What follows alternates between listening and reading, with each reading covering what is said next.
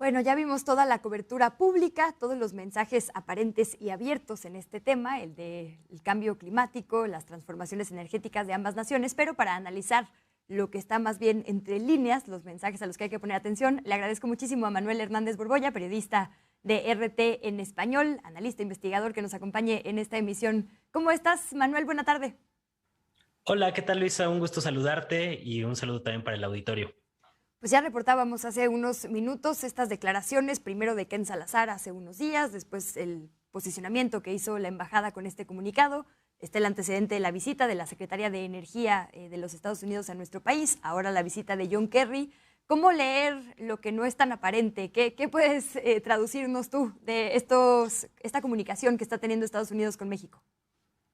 Pues es evidente que es una movida de la agenda imperialista de Estados Unidos sobre México, ¿no? Hay muchos intereses del gobierno de Estados Unidos en el sector eléctrico y están tratando de proteger los intereses de sus empresas energéticas en este asunto que se pueden ver afectados con la contrarreforma que está promoviendo el gobierno de López Obrador y que se está discutiendo actualmente en el Congreso.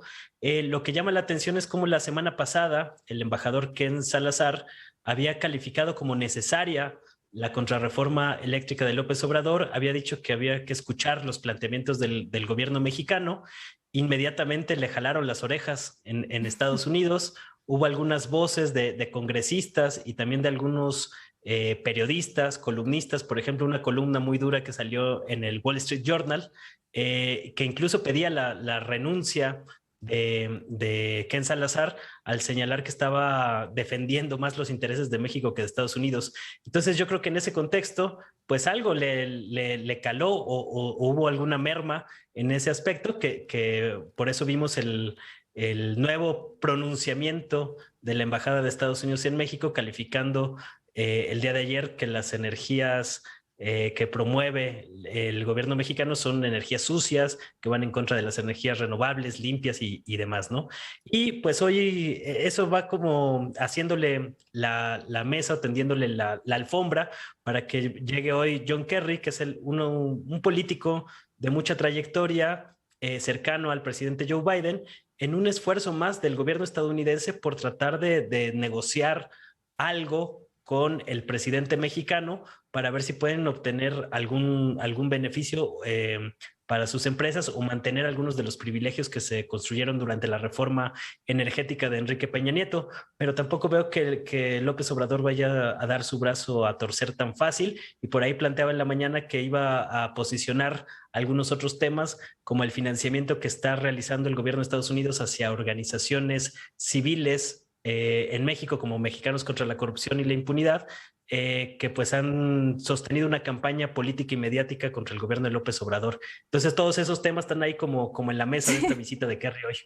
Oye, ¿y por qué las formas? Porque en esta gráfica que veíamos hace unos instantes en pantalla, que es la de esta página de Data, Our World in Data, nuestro mundo en data, vemos que las emisiones contaminantes de los Estados Unidos son 20 veces mayores que las de México. Entonces, digamos que si la agenda verdaderamente fuera solo detener el cambio climático o las emisiones contaminantes, pues tendrían mucho que hacer en casa antes de venir a estar tan pendientes de México. Pero parece ser un tema de las formas de Biden, ¿no? Como que es un momento complicado para él en cuanto a popularidad, en cuanto a la imagen hacia el exterior, un poco por el tema con Rusia y con Ucrania, la tensión que está por allá, un poco porque ha sido absolutamente gris con México, ¿no? Como que ni su propio partido lo tiene ahorita en muy buen visto. No sé si estés de acuerdo con eso, como que tiene que mandar mensajes. Sí, pues tiene que cumplir los acuerdos con los que llegó a la presidencia. Recordemos que Biden fue impulsado por un sector de empresas energéticas, principalmente las asentadas en California, empresas como Sempra Energy, que pues están viendo amenazados algunos de sus negocios aquí en México con todo el tema de las importaciones de gas, de los gasoductos y demás, de los cuales se abastece el 60% aproximadamente de la planta eléctrica mexicana. Y aparte, pues todo el tema de la cogeneración de energías renovables con el que le están vendiendo a grandes empresas privadas, ¿no? Como bien lo mencionas, pues el gobierno de Joe Biden no atraviesa para nada su mejor momento, tiene una severa caída en las encuestas de aprobación en Estados Unidos y pues tiene que cumplir con los compromisos de las élites y de las cúpulas que lo ayudaron a llegar a la presidencia. Y yo entiendo en ese contexto pues las recientes visitas de altos funcionarios estadounidenses a México, pues para tratar de generar un ambiente propicio para salvaguardar estos intereses. Y como bien lo mencionas, pues el presidente López Obrador ha tratado de posicionar en la mesa esta gráfica, que son gráficas de emisiones de CO2 per cápita, es decir, por habitante.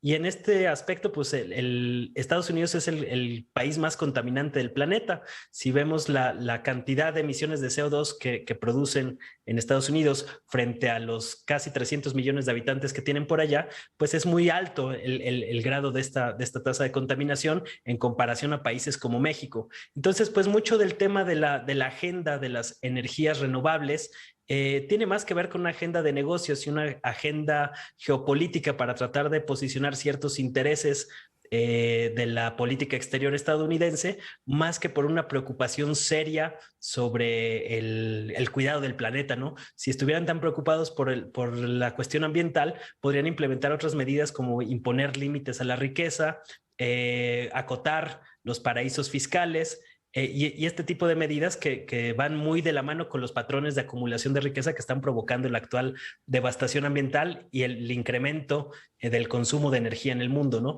Por supuesto, esto no vemos que para nada está en la agenda de los estadounidenses, que más lo están utilizando como una agenda de negocios y para presionar políticamente a países que están optando por otras vías para garantizar su soberanía energética, como es el caso de México. Manuel, justo para cerrar, te robo un minutito más. Mencionas el tema de soberanía, es una palabra que, estratégicamente se ha utilizado en la discusión de la construcción de lo que será un dictamen de reforma eléctrica. En este momento está el Parlamento abierto, que también usó John Kerry esta mañana, que ha usado reiteradamente el presidente. ¿Se puede, ves, viable que haya una soberanía energética para México, la propuesta de control de mercado del presidente 5446, y al mismo tiempo impulsar, como lo dijo también esta mañana, una agenda verde? Es decir, ¿todo cabe o por qué no estamos hablando de esa posibilidad? Yo creo que urge garantizar esta soberanía energética. Lo vimos con el apagón que hubo a principios de 2021 y esto ocasionó pues un apagón que tardó algunos días en resolverse. Entonces, por ese asunto, la soberanía energética se vuelve un asunto fundamental. Obviamente, el gobierno mexicano está implementando algunas mejoras en las turbinas de las grandes hidroeléctricas con el fin de que muevan las turbinas y se genere energía limpia, pero esta normalmente no es considerada en la agenda de los grandes medios de comunicación, que ven más bien a las energías renovables, principalmente a las fotovoltaicas y a las eólicas, como si fueran las únicas, ¿no? Muchas veces se habla de estas energías como si fueran las únicas, y eso obedece precisamente a la lógica de negocio que estaba yo comentando al principio, no tanto porque haya una preocupación auténtica por las cuestiones ambientales. Entonces, realmente tiene más que ver con una agenda de negocios de grandes grupos de inversionistas que con un interés real por preservar la ecología y estas cuestiones. Y yo creo que pues va a estar un poco complicado que avance en estas próximas semanas la contrarreforma eléctrica de López Obrador. Es un tema que se puede extender incluso hasta finales del sexenio si no logran juntar los votos suficientes para poderla aprobar en el Congreso. Siguen ahí las negociaciones con el PRI, con el PAN, que no dan su brazo a torcer.